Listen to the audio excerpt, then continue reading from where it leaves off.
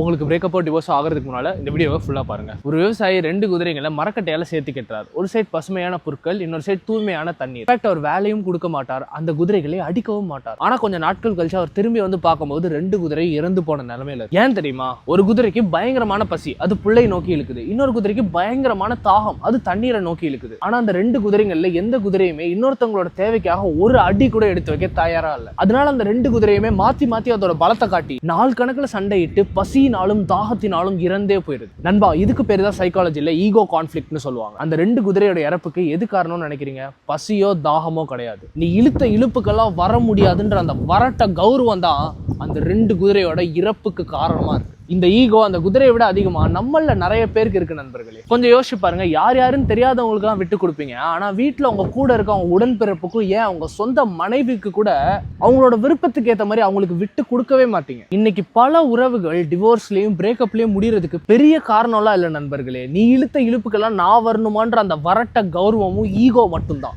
நண்பா, கொஞ்சம் யோசிப்பாரு. நீ விட்டு கொடுத்தா என்ன கெட்டா போற, நம்ம அப்பா அம்மா விட்டு கொடுக்காம நம்மளால இந்த இடத்துக்கு வந்திருக்க முடியுமா நண்பா? இதே மாதிரிதான் அது எவ்வளவு பெரிய ஆர்கியூமெண்டா இருந்தாலும் சரி, ஆனா அந்த பர்சன் உங்க லைஃப்ல முக்கியம்னு நினைச்சீங்கன்னா அன்பாலையும் அறிவாலையும் அனுசரிச்சு போங்க. வாழ்க்கை மிகவும் அழகாக இருக்கும். நான் சொல்றது கரெக்ட்னு நினைச்சீங்கன்னா கமெண்ட் செக்ஷன்ல ஐ அக்ரீன்னு கமெண்ட் பண்ணிட்டு, இந்த வீடியோ யாருக்கு பயனுள்ளதா இருக்கும்னு நினைக்கிறீங்களோ அவங்களுக்கு ஷேர் பண்ணிட்டு என்ன ஃபாலோ பண்ண மறந்துடாதீங்க.